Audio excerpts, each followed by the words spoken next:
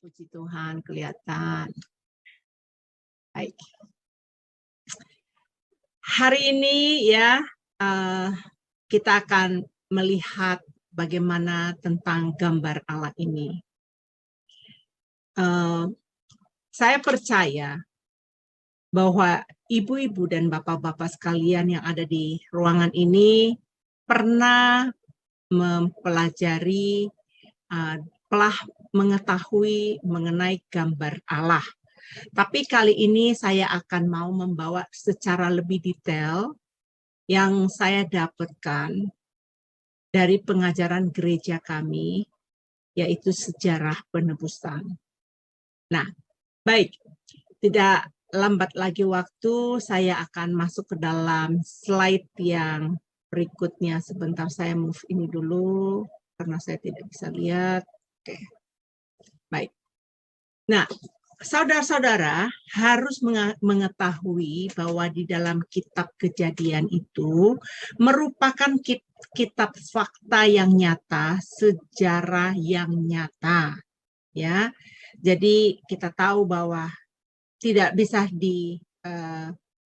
disanggah lagi bahwa kitab Kejadian itu merupakan kitab fakta dan nyata, bukan legenda atau mitos juga ya. Nah, dari mana kita ketahui bahwa kitab Kejadian adalah fakta sejarah yang nyata? Nah, karena Alkitab Perjanjian Baru bersaksi tentang seluruh proses penciptaan dan awal kejatuhan manusia dalam dosa. Ada janji peristiwa itu benar-benar bukti sejarah yang terjadi. Saya ada tulis reference di sana, di dalam Roma 5 ayat 12 ayat 1, nanti bisa dibaca. 2 Korintus 11 ayat 3, 1 Timotius 2 ayat 13 sampai 14. Ini bisa nanti direnungkan kembali ya. Nah, dari kitab Kejadian 1 sampai 3, kita bisa melihat bagaimana pekerjaan Allah yang menciptakan alam semesta ini, menciptakan bumi, menciptakan langit, dan menciptakan segala isinya.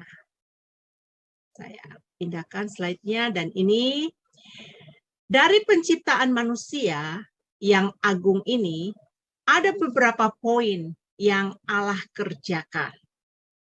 Ini yang ada yang diajarkan kepada kami ini banyak poin-poinnya ya. Poin pertama itu pada mulanya Allah menciptakan langit dan bumi, adanya di Kejadian 1 ayat 1 ya. Langit dan bumi diciptakan dengan firman Allah. Itu juga bisa dilihat di dalam Ibrani 11 ayat 3. Alam semesta dijadikan oleh Allah ya. Allah Tritunggal yang menciptakan segala sesuatu di alam semesta ini. Sosok yang menciptakan segala sesuatu di alam semesta adalah firman, menciptakan segala sesuatu di alam semesta ini adalah Allah Tritunggal. Kata Allah dalam bahasa Ibrani adalah Elohim. Kata ini berbentuk jamak, saudara-saudara. Kata Elohim itu menunjukkan pada ada Allah Tritunggal. Jadi kalau ada yang pengajaran yang mengatakan Allah kita oneness, itu udah tidak benar. Allah kita itu Tritunggal, karena dari bahasa Ibrani itu Elohim. Elohim itu jamak ya. Nah, Allah Bapa adalah pemerah karsa ya, yaitu originator. Aku kok susah sekali nyebutnya ya. Pemarkarsa, originator, Allah yang memprakarsai penciptaan langit dan bumi. Kedua, anak Allah adalah pelaksana.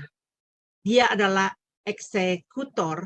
Nama lain dari anak Allah adalah firman.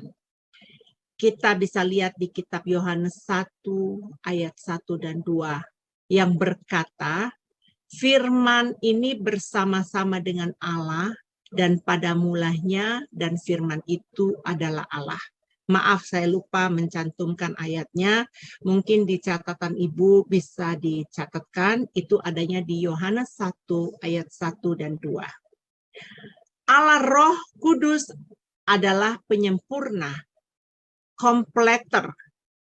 Kitab Kejadian 1 ayat 2 berkata, Allah Roh Kudus melayang-layang di atas permukaan air pada waktu penciptaan. Jadi jelas ya, pada waktu Allah menciptakan penciptaan itu, yang poin nomor satunya adalah pada mulanya Allah menciptakan langit dan bumi. Pelajaran ini saudara, ini masih panjang. Tetapi poinnya saya tidak bahas di poin yang satu ini. Ya. Kemudian di slide berikutnya, ini penciptaan manusia yang agung itu yang keduanya adalah penciptaan manusia yang agung memberikan perjanjian yang kekal. Ya. Allah menciptakan manusia sosok yang unggul. Allah memberikan tanggung jawab dan kewajiban kepada manusia. Bahkan waktu manusia pertama jatuh dalam dosa, Allah memberikan perjanjian yang kekal. Kita sudah tahu dan kita sudah pernah pelajari bahwa di dalam Kejadian 3 ayat 15, itulah perjanjian yang kekal yang Tuhan berikan kepada kita setelah Adam dan Hawa jatuh dalam dosa. Kemudian di poin yang ketiga, manusia diciptakan dengan kasih yang agape. Ketika Allah menciptakan manusia dengan arti agape, artinya manusia ditebus dengan pengorbanan Tuhan Yesus di kayu salib. Masih ada beberapa poin lagi tentang penciptaan manusia yang agung, tetapi khusus untuk hari ini, saya mau memaparkan di poin keempat. Dan poin yang keempat ini sebenarnya bukan poin yang terakhir. Masih ada poin-poin yang berikutnya. Jadi dari poin yang pertama, poin kedua, poin ketiga, itu sebenarnya ada penjabarannya yang lebih luas. Tapi hari ini saya mau masukkan ke dalam poin yang keempat, ya. Apa itu poin yang keempat? Poin yang keempat itu adalah menjadi pewaris gambar Allah, ya. Yang nomor 4 ini, manusia diciptakan menurut rupa Allah. Allah menciptakan laki-laki dan perempuan setelah Adam berumur 130 tahun, memperanakan anak lelaki menurut rupa dan gambarnya yang diberikan namanya Set, ya. Saya sedikit sebentar teman-teman. Saya mungkin salah mencatatkan ini. Saya mau lihat slide berikutnya ya. Baik, saya masuk aja ke slide nomor 6 ini. Poin yang keempat itu namanya diciptakan menurut gambar dan rupa Allah. Jadi nomor 4 ini adalah diciptakan menurut gambar dan rupa Allah. Firman-Nya ada di Kejadian ini. Siapa yang baca? Erika ya? Bisa tolong dibacakan? Ibu? Ya, Kejadian 1 ayat 26 sampai dengan 27. Berfirmanlah Allah, baiklah kita menjadikan manusia menurut gambar dan rupa kita, supaya mereka berkuasa atas ikan-ikan di laut dan burung-burung di udara, dan atas ternak dan atas seluruh bumi, dan atas segala binatang melata yang merayap di bumi. Maka Allah menciptakan manusia itu menurut gambarnya, menurut gambar Allah diciptakannya dia, laki-laki dan perempuan diciptakannya mereka. Jadi di sini di ayat 27 ya, penekannya, maka Allah menciptakan manusia itu menurut gambarnya. Ya, jadi jelas sekali firman Tuhan ini menyatakan kepada kita bahwa manusia itu diciptakan menurut gambarnya Allah.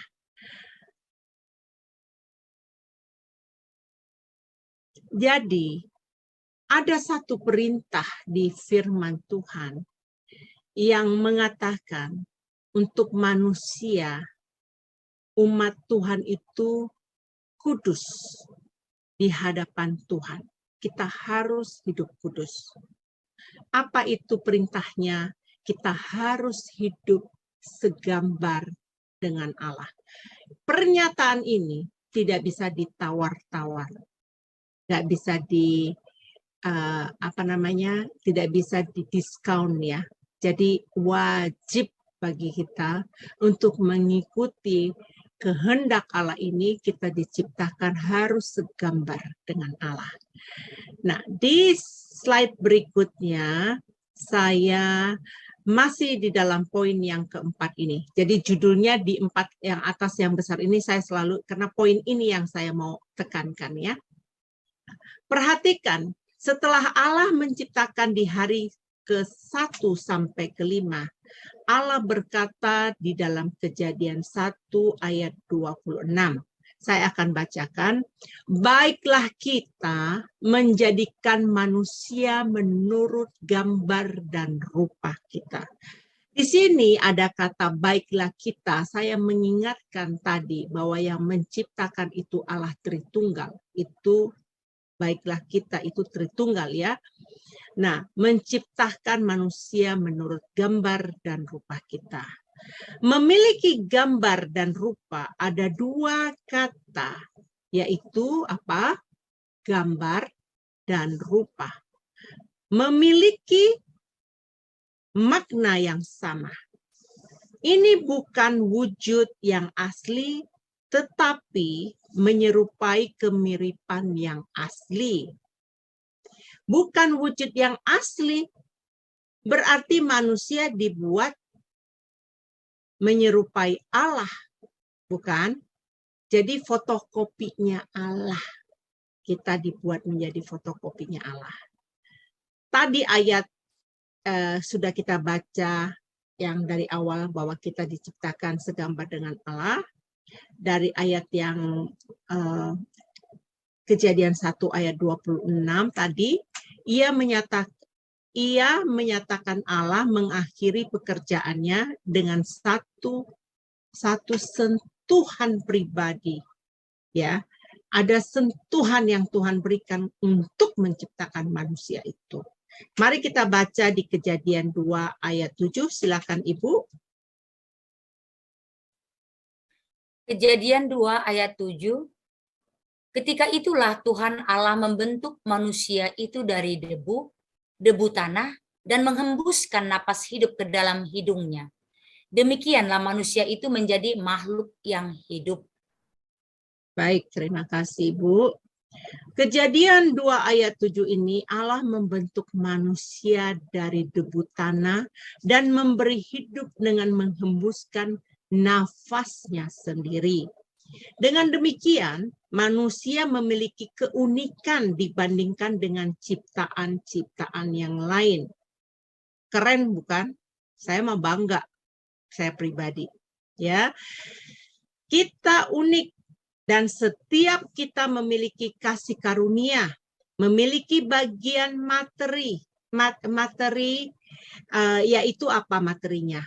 Tubuh. Dan non materinya itu apa? Jiwa dan roh, ya.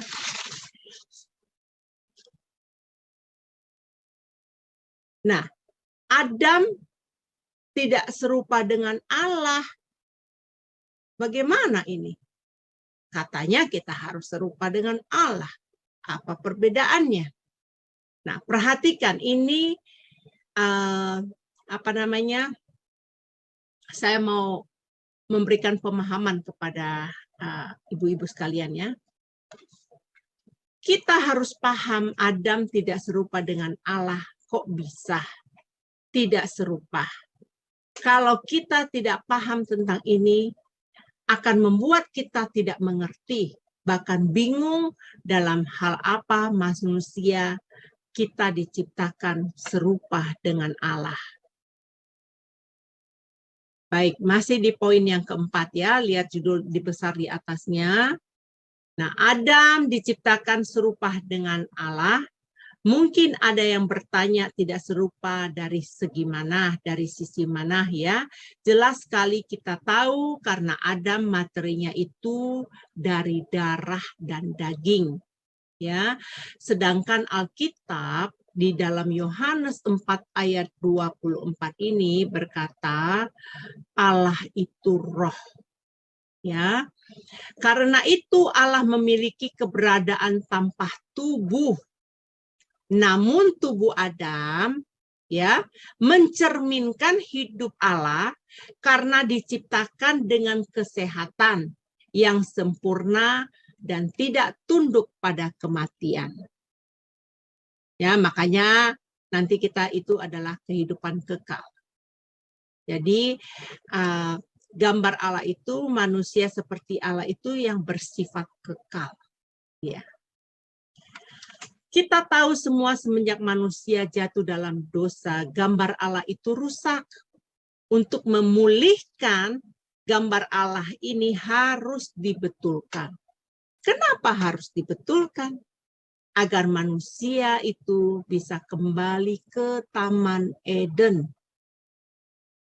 Kita yang sudah mendengarkan pengajaran sejarah penebusan, Taman Eden itu adalah simbolik dari surga. Seperti kita ketahui Adam diusir dari Taman Eden, akibat dia jatuh dalam dosa dan sangat fatal sekali. Adam dikeluarkan dari Taman Eden. Saya akan majukan lagi. Nih, masih tetap diciptakan menurut gambar Allah. Dari poin yang keempat ini. Ada lagi dibagi menurut poin satunya menurut gambar Allah. Ya. Mari kita fokus tema poin keempat ini ya ibu-ibu ya. Diciptakan menurut gambar dan rupa Allah. Manusia diciptakan menurut gambar Allah. Kata gambar Allah dari bahasa Ibraninya adalah salem. Di sini saya sudah kasih lihat di PowerPoint yang artinya menyimbolkan atau memperkirakan. Salah ini mereferensikan. Saya maaf ibu-ibu, saya mengerjakan ini. Ini salah tulisnya ini. Ini yang benarnya adalah memperkirakan. Ya. Tolong ibu-ibu catat di note-nya sendiri ya. Ada kesalahan yang saya lakukan di sini. Baik.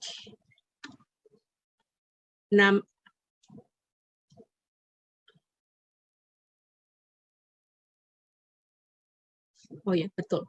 Maaf ya. Saya takut ya saya udah lompat lagi, saya ini geser. Masih tetap di poin yang ini. Jadi kata salem itu artinya adalah menyimbolkan dan mempresentasikan. Ya, contoh pada zaman dahulu dikala jika raja menaklukkan sebuah wilayah, supaya rakyatnya mengetahui raja telah menaklukkan sebuah teritori, raja membuat patung dirinya sebagai representasi. Untuk apa? Untuk dikenang. Karena patung itu dari kata salem yang artinya menyimbolkan, mempresentasikan. Tuhan menciptakan kita sebagai representasi Tuhan, artinya kita ini adalah wakilnya Tuhan. Itulah sebabnya Tuhan bicara kepada Adam untuk berkuasa. Kita juga diberikan kuasa yang jadi penguasa atas siapa? Atas namanya Tuhan. Kita diberikan otoritas, ya. Sekarang pertanyaan, apakah kita berkuasa atas nama Tuhan? Ibu-ibu yakin nggak? Bapak-bapak yakin nggak? Apakah kita berkuasa atas nama Tuhan? Mari kita melihat peristiwa Kain yang iri kepada Habel. Waktu Kain hatinya yang panas, Tuhan berfirman kepadanya di dalam Kejadian 4 ayat yang ke-7. Dicatat ya, ayat Kejadian 4 ayat 7 itu. Berkuasalah atas dosa, karena dosa mengintip di depan pintu dan ia sangat menggoda. Masalahnya banyak anak-anak Tuhan tidak tahu tentang hal ini. Jika kita sudah menjadi representasinya Tuhan, kita sudah dapat menguasai dosa. Jadi kalau kita diberikan otoritas, kita bisa menguasai dosa, menguasai diri, dan menguasai berbagai-bagai cobaan di dunia ini. Setiap hari, mulai dari bangun pagi, sudah ada dosa yang mengintip dan yang menggoda kita. Apa perintah Tuhan yang Tuhan berikan kepada kita? Kita harus berkuasa atas dosa ini. Tujuannya kenapa kita harus berkuasa atas dosa? Ibu-ibu tahu apa tujuannya? Supaya kita berkuasa atas dosa-dosa ini. Supaya gambar Allah itu dipulihkan di dalam kehidupan kita. Pertanyaannya, maukah kita dipulihkan? Bagi siapapun yang hadir di sini, saya bertanya, maukah kita dipulihkan? Pasti semua akan mau dipulihkan. Bukan? Pasti. Saya tanpa walaupun tidak mendengarkan suara kalian, pasti orang yang ada di dalam sini, saya meyakinkan bahwa kalian mau dipulihkan. Baik, mari kita fokus kembali lagi ya. Saya akan memaparkan pelajaran tentang gambar Allah ini di dalam Alkitab, memberitahukan ada 4 aspek gambar Tuhan yang wajib ya kita penuhi ke dalam hidup kita. Karena apa? Karena kita adalah pewaris kerajaan surga.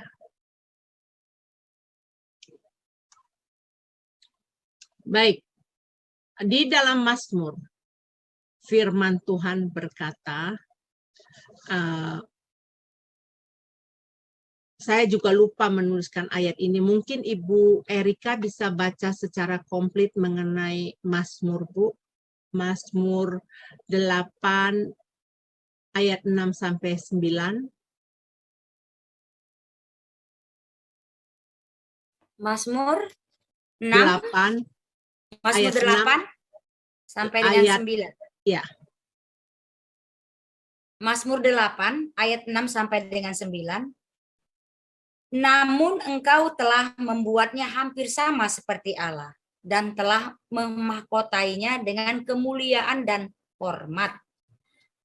Ayat 7, engkau membuat dia berkuasa atas buatan tanganmu. Segala-galanya telah kau letakkan di bawah kakinya. Ayat 8, kambing domba dan lembu sapi sekalian, juga binatang-binatang di padang. Yang 9, burung-burung di udara dan ikan-ikan di laut, dan apa yang melintasi arus lautan. Terima kasih Bu Erika. Teman-teman tolong dicatat ayatnya juga ya. Maaf saya salah menulis. Sebenarnya di PowerPoint yang berikutnya saya sudah perbaiki, tapi saya nggak tahu kenapa saya mengambil PowerPoint yang ini. Tapi baik, ibu-ibu kita teruskan aja ya. Mazmur pasal yang ke-8 ini menyatakan dengan akurat, manusia adalah sosok yang berkuasa atas segala ciptaan sebagai perwakilannya Allah. Karena kita adalah pewaris-pewaris Allah. Gambar Allah menunjuk pada bagian non-material dan manusia. dari manusia itu ya, non material dari manusia, artinya hal ini membedakan manusia dari binatang dan memampukan manusia mengemban kekuasaan. Manusia telah diberikan kuasa yang dinamik untuk dapat mengatur, menguasai, memimpin seluruh makhluk sebagai mana yang direncanakan Allah. Baik, saya akan teruskan.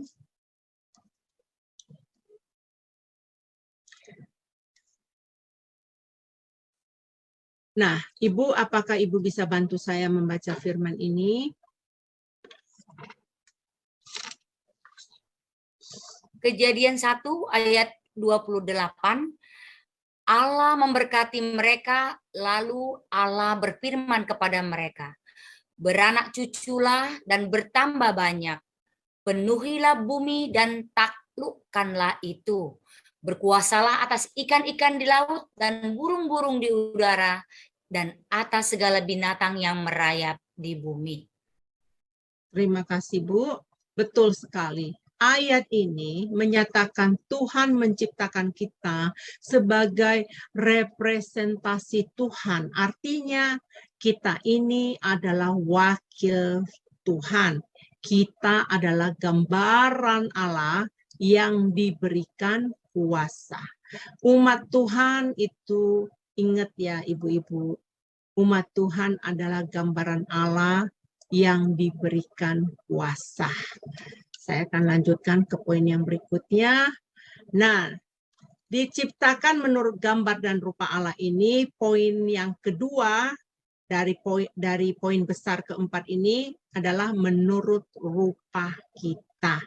Ya, kata rupa dalam bahasa aslinya adalah demut. Ya, ini berasal dari kata damah yang artinya mirip, menyerupai sehingga memiliki arti kemiripan. Kemiripan dari mana? Dari segi moral, dari segi rasional, dari segi intelektual, dari segi rohani. 4 poin ini gambar yang dipantulkan manusia, yang menyerupai Allah. Supaya kita dapat memfungsikan kehidupan kita bahwa kita diciptakan segambar dengan Allah. Dan supaya mengerti tujuan saya memaparkan pengajaran gambar Allah hari ini sangat penting bagi saya ya dan kalian sebagai warga kerajaan Allah agar dapat menjalani kehidupan sebagai surat yang terbuka. Menjadi saksi di dunia bahwa kita adalah ambasador-ambasador kerajaan Allah. Nah, slide ke-14 ini ya, saya bagian kedua dari menurut rupa kita ini. Di sini saya menjelaskan bahwa dari menurut rupa kita ini ada 4 poin yang akan kita bahas nanti. Dari poin kedua di bagian ke-1 ini gambar Allah dari segi moral. Ya, secara moral manusia diciptakan dalam kebenaran dan kepolosan yang sempurna. Itu adalah suatu refleksi dari kesucian Allah.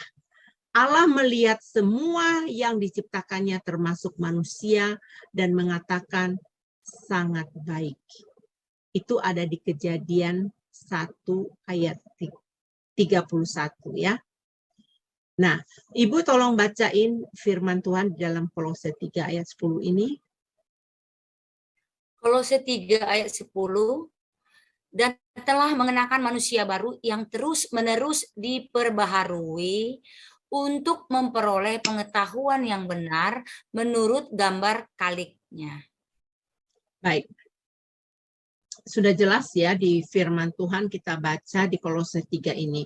Untuk itu kita memiliki gambar Allah, kita harus memiliki apa? Ibu-ibu tahu nggak? kalau kita baca ayat ini, ya, memiliki gambaran Allah itu kita harus memiliki kompas moral, yaitu hati nurani yang berasal dari Allah. Setiap hari kita mengenakan manusia baru.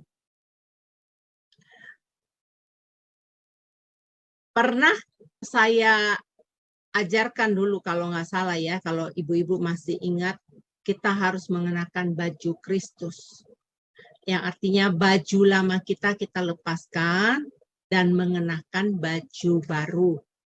Dalam Kisah 12 ayat 8, ada tertulis di sana, bagian terakhirnya dikatakan, kenakanlah jubahmu. Dan ada juga ayatnya di dalam Roma 13 ayat 14. Ada juga bagian di sana dikatakan, kenakanlah Tuhan Yesus Kristus. Bukti kita harus hidup baru, artinya membuang manusia lama kita dan kenakan manusia yang baru. Nah, saya akan lanjutkan. Ibu tolong bacakan ayatnya.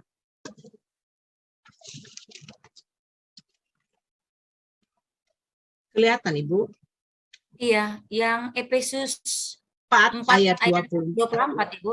Ya, oh iya, betul. Dan mengenakan manusia baru yang telah diciptakan menurut kehendak Allah di dalam kebenaran dan kekudusan yang sesungguhnya.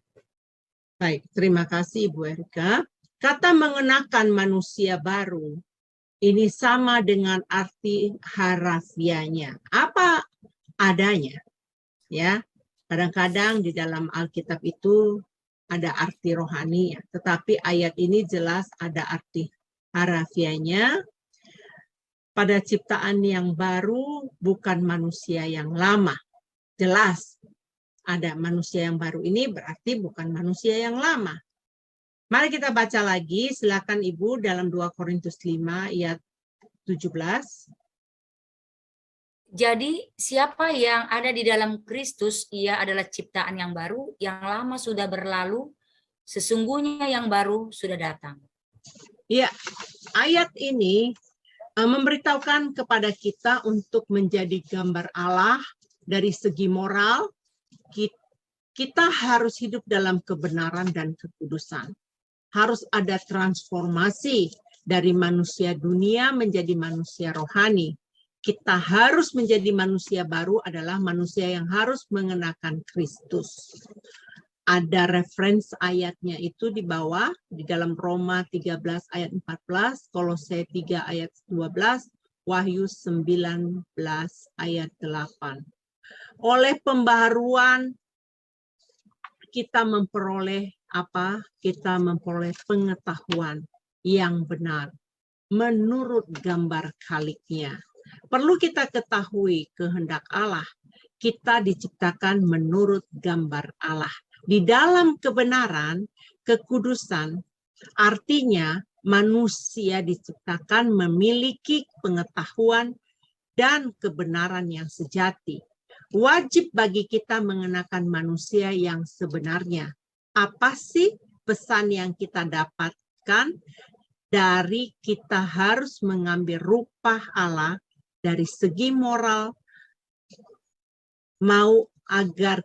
Tuhan mau agar kita memiliki rasa takut dan menaati hukum Allah. Jadi jelas ya, kita harus hidup segambar dengan Allah melalui moralnya Tuhan itu.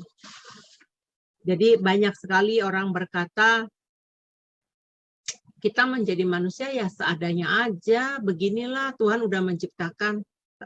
Tapi untuk memperlengkapi kita menjadi manusia segambar dengan Allah, kita harus tahu pelajaran ini. Supaya moral kita menjadi moral yang lebih baik daripada yang dahulu. Setelah kita hidup dalam pertobatan, kita diperbaharui menjadi manusia yang baru. Slide yang berikutnya. Ini menurut gambar rupa kita yang bagian kedua ini, poinnya adalah gambar Allah dari segi rasional dan intelektual, yaitu rasional dan intellectual image dalam bahasa Inggrisnya ya. Apa tujuan diberikan gambaran Allah dari segi rasional dan intelektual ini? Secara mental, manusia diciptakan Allah sebagai makhluk yang rasional dan berkehendak. Dengan demikian, manusia memiliki pikiran yang benar, hati yang benar, tekad yang benar, yang memiliki pikiran yang rasional dan intelektual yang benar. Tujuannya manusia dapat mempergunakan pikirannya dari bisa memilih. Ini adalah refleksi dari akal budi dan kebebasan Allah yang timbul di dalam tubuh manusia itu ya, dan dapat mempertimbangkan secara tegas dan rasional.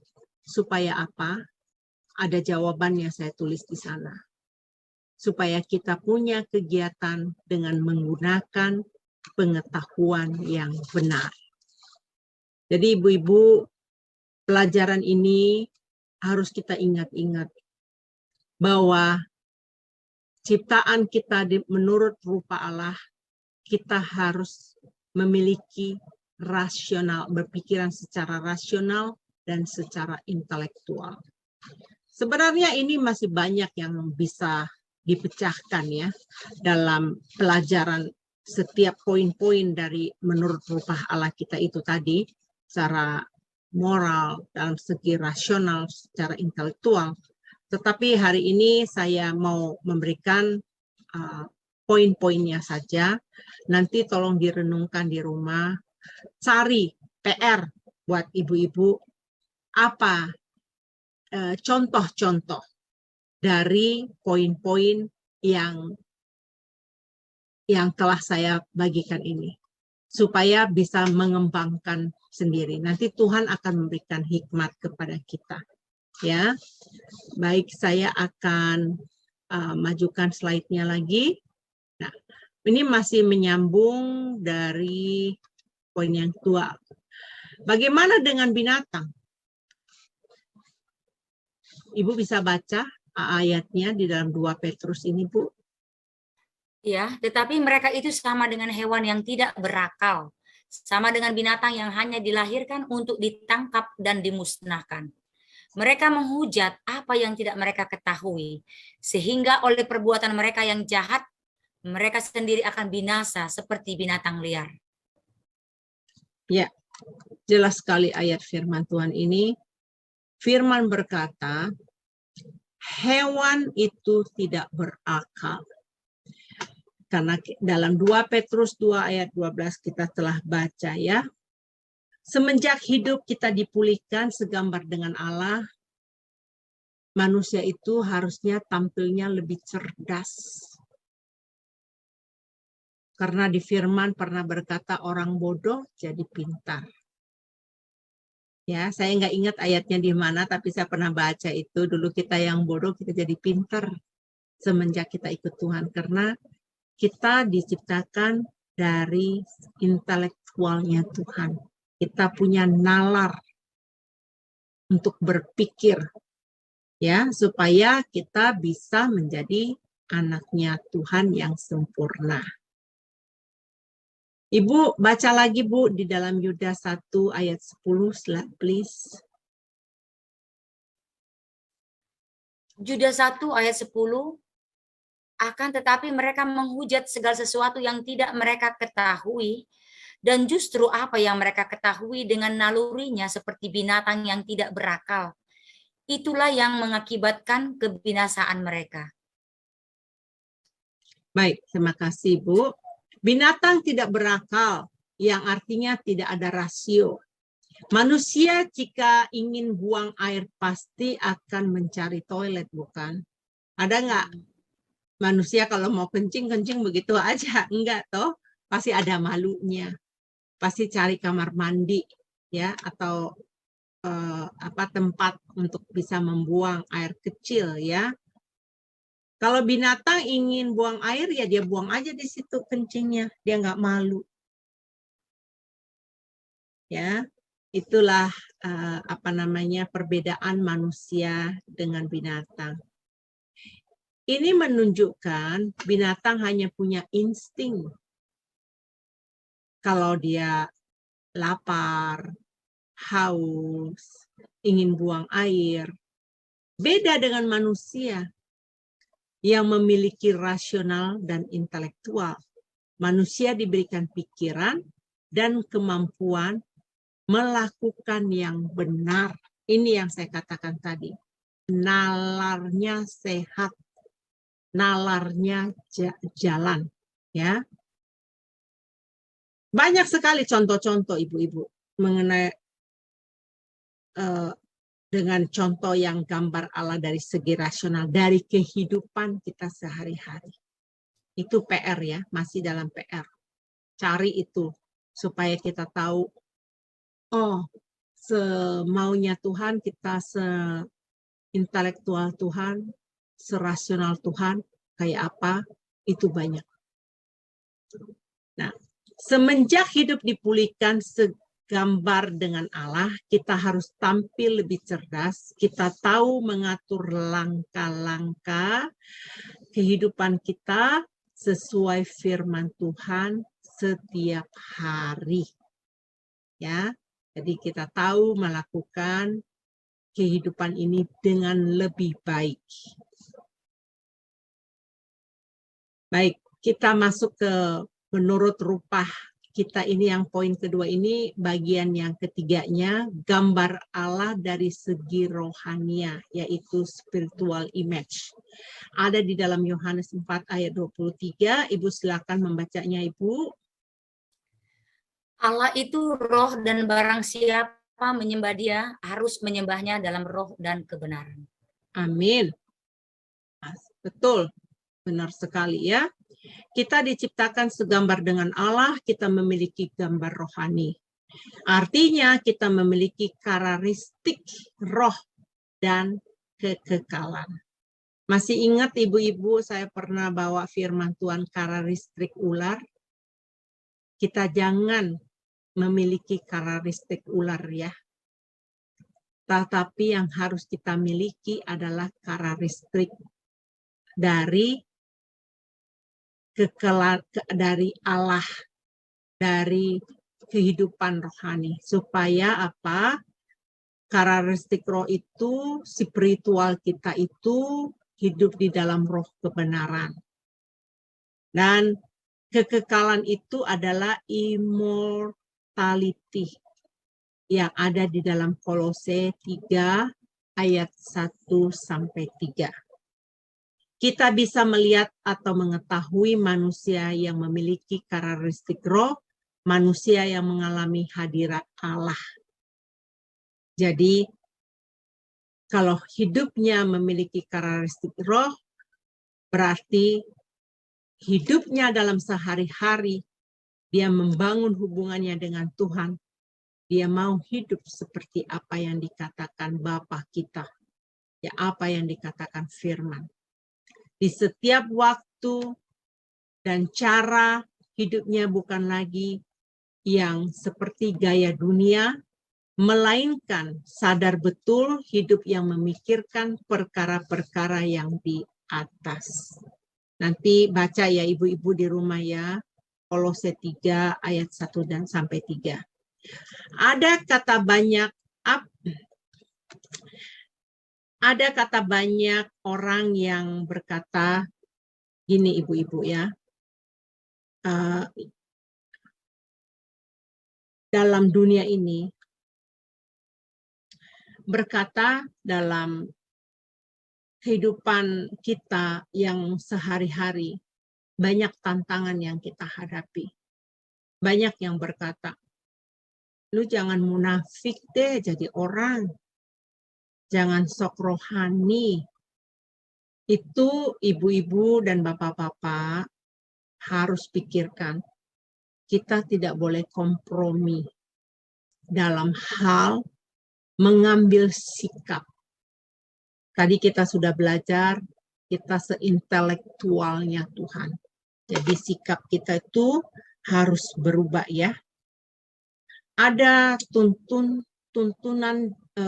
tuntunan jasmani di tuntutan, ada tuntutan jasmani yang dalam kehidupan kita supaya kita hidup itu benar-benar hidup sekarakter dengan Tuhan. Ya, supaya apa? Supaya kelak kita bisa memulihkan gambar Allah di dalam kehidupan kita. Bentar ya. Masih banyak materinya, sabar ibu-ibu ya. Saya dan bapak-bapak. Nah, di poin yang berikutnya, hati-hati ya, kehidupan dunia menipu banyak manusia. Kelemahan daging juga menjadi penghalang melakukan yang rohani. Dosa tidak dapat dikompromikan. Dosa itu mendatangkan maut. Itu sebabnya kita memiliki gambar Allah dan segi rohani itu paling penting. Banyak sekali di dalam kehidupan sehari-hari ya, kita itu lemah mengambil sikap. Dan kita beralasan manusia kan nggak sempurna. Manusia itu kan lemah. Itu tipuan iblis yang menyatakan itu ke dalam kehidupan kita. Karena kalau kita diciptakan menurut rupanya Allah, menurut gambarnya Allah, kita akan diberikan kemampuan.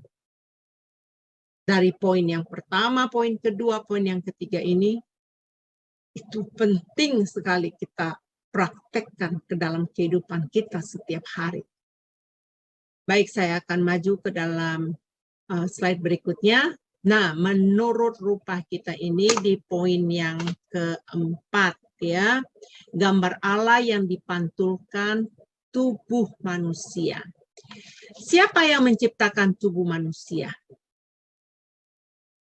Jelas, yang menciptakan tubuh manusia adalah Allah. Itu ada referensinya di kitab Ulangan 32 ayat 6. Ya.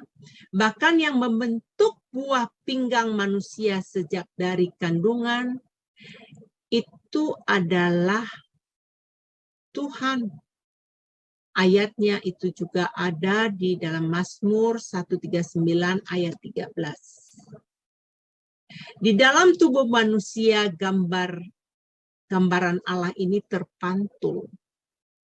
Tubuh manusia terdiri dari organ, dari roh, dan dari jiwa. Yang populernya kita dengar manusia itu terdiri dari tubuh, dari roh, dan jiwa. Dari tubuh manusia sudah menampakkan apa? Gambaran Allah. Ya, gambar Allah terpantul dalam tubuh manusia terdiri dari apa? Terdiri dari tubuh, jiwa, dan roh. Baik, saya ajukan slide-nya. Slide yang berikutnya, semenjak hidup dalam pertobatan, kita menjadi tubuh rohania yang dapat melampaui ruang dan waktu. Ayatnya ada di sini. Bisa difoto, bisa juga dicatat kalau mau cepat-cepat mencatatnya. Ibu Erika, tolong dibacakan ayat ini.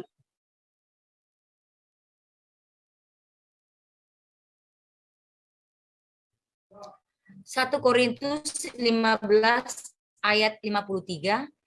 Karena yang dapat binasa ini harus mengenakan yang tidak dapat binasa, dan yang dapat mati ini harus mengenakan yang tidak dapat mati. Kalau kita baca ayat ini aja sebenarnya kita harus tahu ya, ayat ini jelas sekali mengatakan kepada kita, memberitahukan bahwa akan ada kehidupan kekal dan akan ada kematian yang kekal. Pertanyaan, apa pilihan kita? Pilihan ada kepada Anda. Ya. Mau mana? Mau kehidupan kekal atau kematian yang kekal? Saya berasumsi di sini pasti ibu-ibu semua dan bapak-bapak pasti memilih kehidupan yang kekal. Itu sudah tidak usah diragukan. Nah, Ibu silakan membaca ayat ini kembali, Ibu, di Filipi 3 ayat 21. Filipi 3 ayat 21, yang akan mengubah tubuh kita yang hina ini sehingga serupa dengan tubuhnya yang mulia, menurut kuasanya yang dapat menaklukkan segala sesuatu kepada dirinya. Amin. Saya aminkan firman Tuhan ini ya. Ayat ini berkata, kelak kita tiba saatnya kita umat kudus, yaitu anak-anak Tuhan, akan meninggalkan tubuh yang fana ini, dan umat Tuhan akan menerima tubuh yang mulia. Yakinkan itu ibu-ibu, kita akan menerima tubuh yang mulia. Untuk menyongsong tubuh yang mulia, ada pekerjaan yang harus kita kerjakan, ya, supaya kita tidak ketinggalan, supaya rupa Allah ini dipulihkan dalam hidup kita masing-masing. Baik, kesimpulan. Ya, kita sudah pelajari tentang gambaran Allah dan kita harus hidup serupa dengan Allah. Ada di dalam Roma 5 ayat 12, Ibu bisa tolong bacakan kepada saya, kepada kita semua.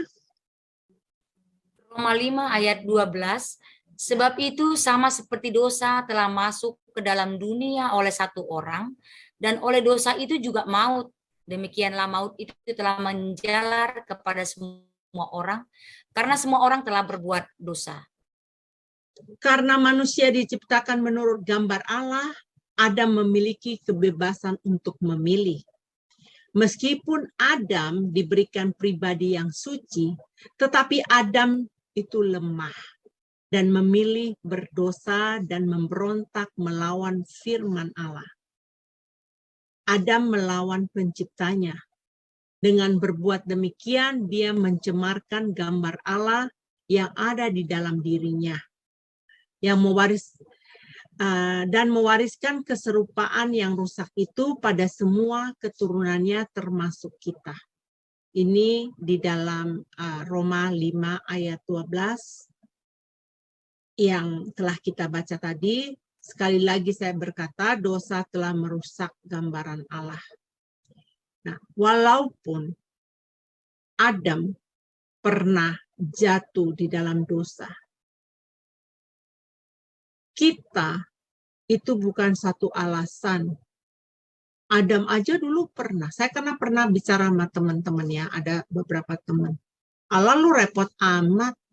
Adam dulu juga jatuh dalam dosa. Ya kita juga sama, manusia lemah.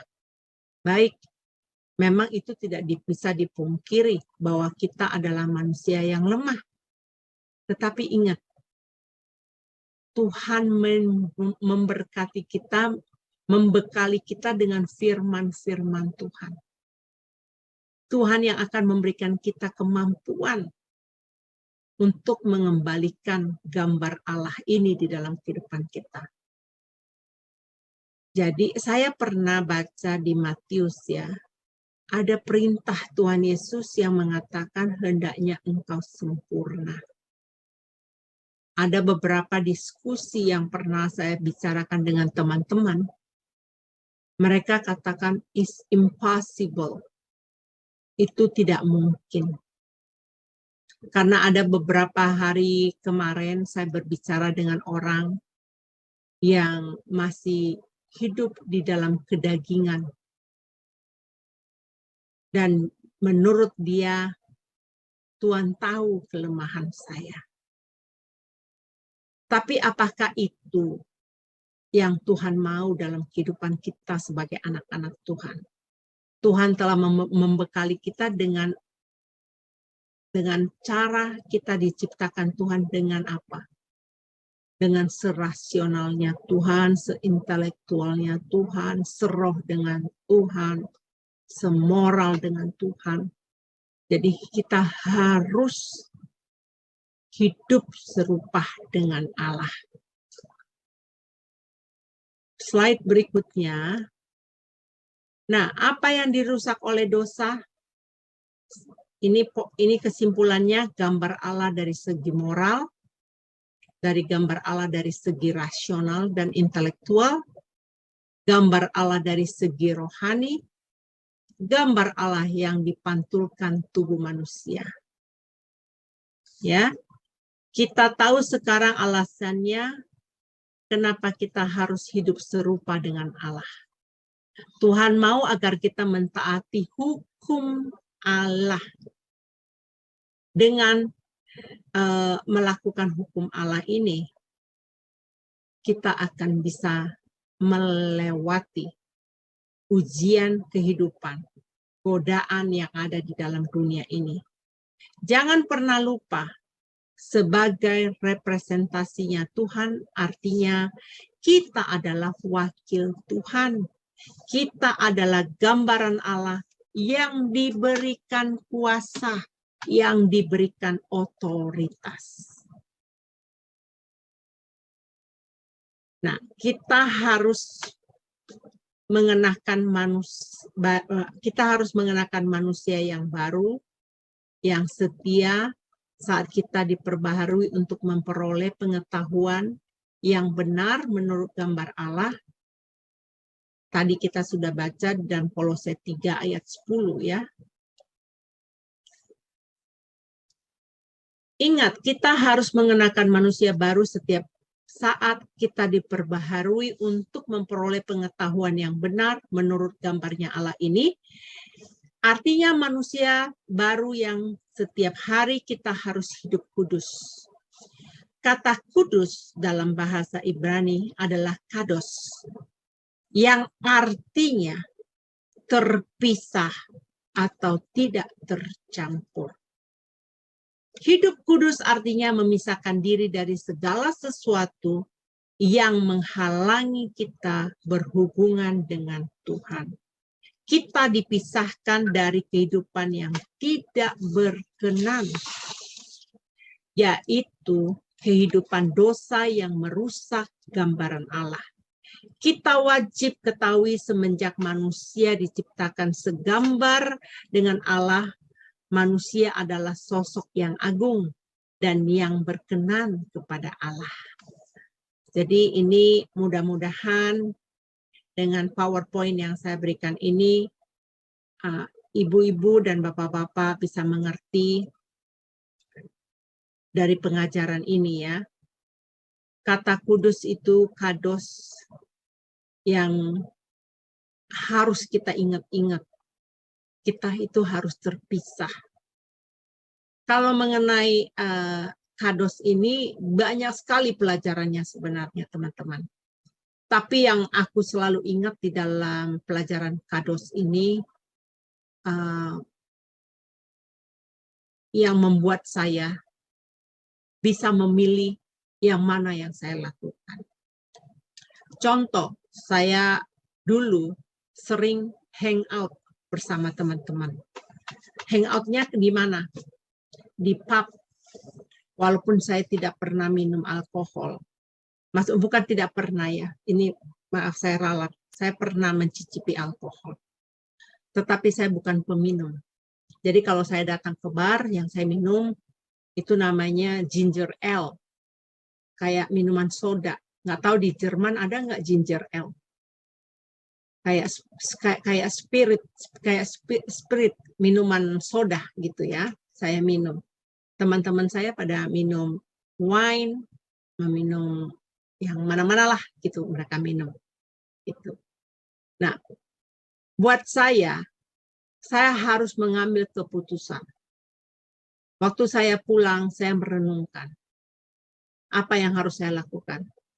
Saya harus memisahkan diri saya dari itu. Dan saya berjanji dalam hidup saya tidak akan lagi mau ke pub. Kenapa? Saya tidak mendapatkan kedamaian di sana. Dan banyak lagi contoh-contoh bagaimana kita harus hidup kudus. Mungkin yang tadinya dia menjadi wanita yang tidak baik, ya, wanita panggilan. Tetapi setelah dia mengetahui pelajaran ini, dia akan melepaskan dirinya dari kehidupan yang lamanya. Dia harus memisahkan dari kehidupan itu.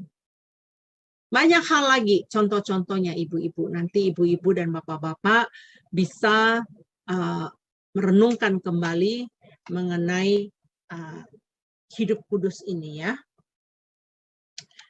Baik, saya akan majukan di slide berikutnya. Masih ada beberapa slide lagi. Mohon sabar. Tolong Ibu baca di Kejadian 1 ayat 28 ini, Bu.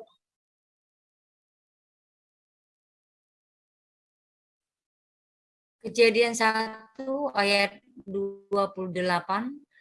Allah memberkati mereka, lalu Allah berfirman kepada mereka, beranak cuculah dan bertambah banyak, penuhilah bumi dan taklukkanlah itu, berkuasalah atas ikan-ikan di laut dan burung-burung di udara, dan atas segala binatang yang merayap di bumi. Amin. Ya, ayat Kejadian 1 ayat 28 ini memampukan manusia berkomunikasi dengan penciptanya.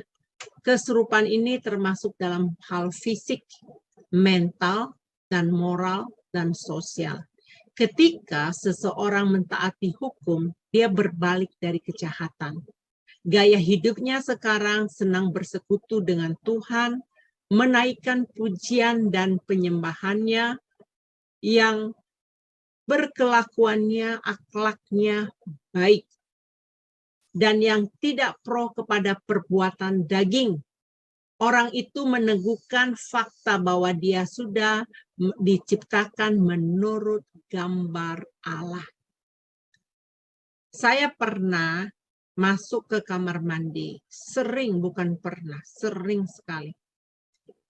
Di publik ya, maksudnya toilet umum itu. Saya melihat di toiletnya itu ada bekas kencing yang banyak sekali. Dan saya berpikir, bagaimana mereka kencing dengan posisi apa saya tidak tahu. Tetapi menurut saya itu mentalnya sudah rusak. Moralnya itu sudah rusak. Tidak semestinya dia melakukan hal itu. Yang melakukan itu adalah binatang. Saya mengajarkan kepada teman-teman saya terhadap anak saya bertanggung jawab. Di dalam gereja kami, ya, kami gereja dari Sejarah Penebusan. Senior pastor kami mengajarkan itu untuk beretika, untuk bertanggung jawab kepada hal-hal yang lain. Karena kita hidup ini hidup yang bersosial. Jadi kalau kita pergi numpang ke kamar mandi orang, ya, janganlah buat kencing yang seperti bagaimana itu, jangan. Karena saya pribadi pernah kedatangan tamu, setelah orangnya kencing itu saya masuk, saya gantiin, saya lihat pipisnya banyak sekali berantakan. Ini mencitrakan bahwa kita itu tidak berakhlak baik.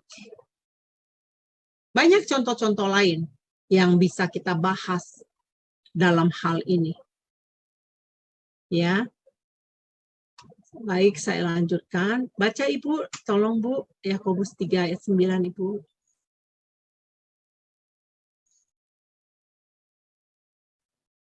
Yakobus 3 ayat 9. Dengan lidah kita memuji Tuhan Bapa kita, dan dengan lidah kita mengutuk manusia yang diciptakan menurut rupa Allah. Ya, Ayat ini menekankan jangan sampai terjadi kita memiliki gambaran Allah, tapi faktanya masih menanggung bekas-bekas dosa yang secara mental, secara moral, dan fisik, kehidupan kita masih memperlihatkan efek-efek dosa itu. Jadi, hari ini, mulai hari ini, mari kita belajar, mari kita melatih diri kita untuk melepaskan efek-efek dosa ini dari kehidupan kita, supaya apa? Supaya gambaran Allah ini dipulihkan dalam kehidupan kita. Jangan sampai memiliki gambaran Allah, namun kehidupannya masih memperlihatkan efek-efek dosa ini lagi. Ya, baik. Tinggal beberapa slide lagi. Nah, ada pertanyaan. Kapan gambar Allah dipulihkan? Jadi kesimpulannya, ya, gambar Allah dipulihkan itu ketika Allah menebus seseorang, saat itu gambar Allah yang asli dipulihkan. Ya, Allah menciptakan manusia baru yang telah diciptakan menurut kehendak Allah di dalam kebenaran dan kekudusan yang sesungguhnya. Ada referensinya di Efesus 4 ayat 24, Kolose 3 ayat 10. Ya, baik. Ini hampir selesai, ibu-ibu sabar, ya, bapak-bapak sabar. Ibu tolong dibacakan ayat ini, Ibu. Efesus 4 ayat 23 sampai dengan 24, supaya kamu dibaharui di dalam roh dan pikiranmu dan mengenakan manusia baru yang telah diciptakan menurut kehendak Allah di dalam kebenaran dan kekudusan yang sesungguhnya. Baik ya. Jadi kita pelajari segambar dengan Allah memiliki dua arti. Pertama, kita seperti Dia. Yang kedua, kita mewakili Dia. Secara sosial, manusia diciptakan untuk bersekutu. Hal ini mencerminkan ketritunggalan Allah dan kasih-Nya. Di Taman Eden, relasi manusia yang terutama itu dengan Allah, ada di Kejadian 3 ayat 8, menyiratkan persekutuan dengan Allah, dan Allah menciptakan perempuan pertama karena tidak baik kalau manusia itu seorang diri saja. Ya, manusia diciptakan segambar dan serupa dengan Allah, artinya manusia memiliki sifat-sifat yang mulia. Manusia itu mencerminkan kemuliaan Allah. Jangan sampai kita mengetahui fungsi kita diciptakan segambar dengan Allah. Itu sebabnya kita harus mencerminkan kemuliaan Allah di setiap saat. Manusia diciptakan menurut gambar dan rupa Allah supaya apa? Manusia dapat berkuasa atas segala ciptaan. Manusia dapat menjalani kehidupan dari segi moral, dari segi intelektual, dari segi rohania, dan dari segi pantulan tubuh manusia. Seluruh keberadaan kita ini mewakili gambaran Allah. Ya, ayatnya sudah kita baca. Dan sekarang di slide yang berikutnya, saya mau memberitahukan kepada ibu-ibu mengenai harapan saya. Saya berharap pelajaran hari ini dapat memberkati Bapak dan Ibu. Pelajaran hari ini saya ambil dari buku sejarah penebusan, dari buku seri yang kelima yang berjudul Janji dalam Perjanjian yang Kekal. Ini bukunya. Ini saya ambil dari buku ini. Nggak tahu ibu-ibu, saya nggak bisa lihat diri saya sendiri di sini. Ya, saya bisa kelihatan nggak ya? Ya, tapi di dalam ini sudah ada gambarnya ya, yang saya berikan. Saya mau stop. Oke, baik. Saya mau kasih tahu dulu ke ibu-ibu, di dalam buku ini kita dapat mempelajari silsilah Yesus di fase yang ketiga ya. Jadi silsilah Yesus itu banyak. Jadi di buku yang kelima ini, di fase yang ketiganya silsilah Yesus. Kemudian kita belajar sejarah setelah pembuangan ke Babel. Ya, ini yaitu pelajaran mengenai transisi sejarah dunia yang kita akan pelajari nanti melalui Ibu Alida.